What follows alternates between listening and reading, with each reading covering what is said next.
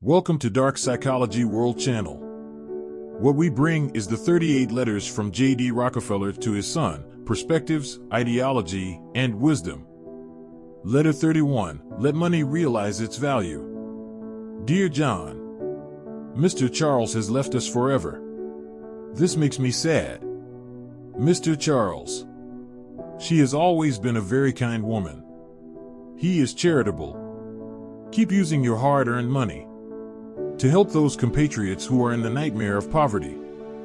Being with a true soul is a blessing from heaven. Can I have a partner like Mr. Charles? It's the honor of my life. Of course, Mr. Charles is cautious and cautious. This often leads to local conflicts between us. But it doesn't affect my respect for him at all. Lose respect for noble people. It is also depriving oneself of human dignity. Then, the top management of the company have a habit of having lunch together. Every time you have a meal, Mr. Charles, they all sit in seats that symbolize the core of the company. Even though I am the first person in the company. But in order to show respect for his noble personality, I gave him my seat. Yes, it's not a big deal. Noble morals should be praised. And as a whole, although this is only a very small detail, but such a detail may affect the entire company, affect the company's performance. In fact, the partners of Standard Oil were men of integrity. Each of us knows how to respect and trust each other. How important is unity to cooperation? We work hard to make it a reality. So even if there are differences, we just speak our minds. Discuss matters as they are. Never scheming and playing tricks. I believe that in this pure atmosphere, even if someone has bad intentions, he will also keep his evil habits at home. But that's just Standard Oil. One of the reasons why he is so powerful that his opponents are in awe, but often collaborate. For our lives is the most important factor. In this regard, Mr. Charles practices it personally. Serve as an example. As a leader of the company, I sincerely proposed at a board meeting. We are a family. We share weal and woe. Our strong hands. What supports us is our common cause. So I suggest everyone, please don't tell me what I should do. To say what we should do. Don't forget, we are partners. No matter what you do, it's all for the benefit of all of us. My speech infected Mr. Charles. He was the first to respond to me, gentlemen. I understood. What John means is that compared to me, we are more important. We are a family. That's right. It should be said that we. At that moment, I see our great future, because we have begun to be loyal to us. Don't forget that everyone is selfish. Everyone's nature is to be loyal to themselves. I am the religion in everyone's heart. When we replace me, his power will be immeasurable. That's why I can achieve great success. It's because I manage people first. Everyone. Mr. Charles and I share the same beliefs. I like one of Mr. Charles's favorite sayings. Cherish time and money. I always thought, this is a proverb embodying great wisdom. I believe most people will like him, but they have trouble turning it into their own thoughts, creative beliefs and values, and be integrated into one's own blood forever. Yes, no matter who. What a rich foundation of temple mottos.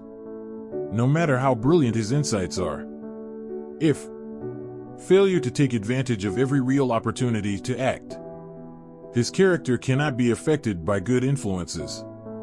If you lose your good intentions, you will gain nothing in the end. In fact, there is no Mr. Columbus. I find it so difficult every week. Make good use of your time. The most important is, every day we even plan every moment. Think about what you should think about and what actions to take. The plan is that we follow the situation every day. Basis for how to live. It shows what is possible. Make a perfect plan. First, confirm what you want. Every plan must have measures. And monitor the results. Able to take action. A plan with results is a valuable plan. Coarse creativity, spontaneous spirit, and belief can make the impossible possible and break through the limitations of the plan. So, don't let plans become shackles that bind you. Making money won't make you bankrupt. It's Mr. Charles's Bible for getting rich. At a banquet, Mr. Charles opens up about his money-making philosophy. That day he worked overtime with a passion for giving speeches. Inspires each of us.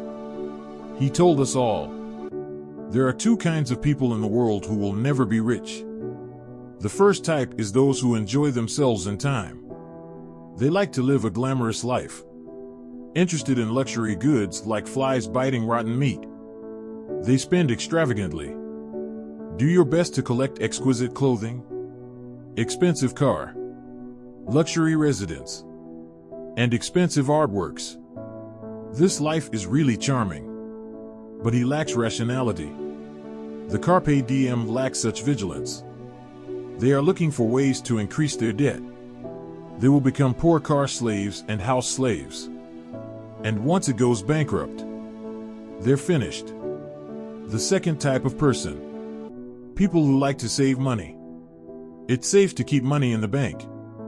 But he's no different than freezing the money. You must know that you cannot make a fortune by relying on interest. But there is a kind of person who will become rich. For example, all of you here. We don't look for ways to spend money.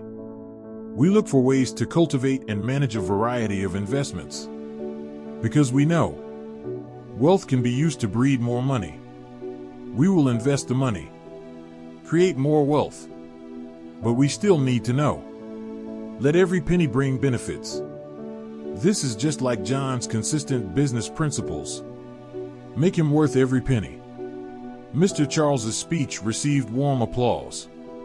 I am burned by him. Clapping too hard. I even felt a dull pain in my two palms after eating. You can never hear that kind of applause now. There is no chance to applaud anymore. But cherishing time and money has always been with me. I have no reason to waste my life. To waste your life is to waste yourself. There is no greater tragedy in the world than ruining yourself. Nor do I consider comfort and pleasure as the purpose of life. Because that's what I call the pig ideal. Love you, Father. Thanks for listening to Dark Psychology World Channel. We will continue to bring you in the next issue. 38 letters from J.D. Rockefeller to his son.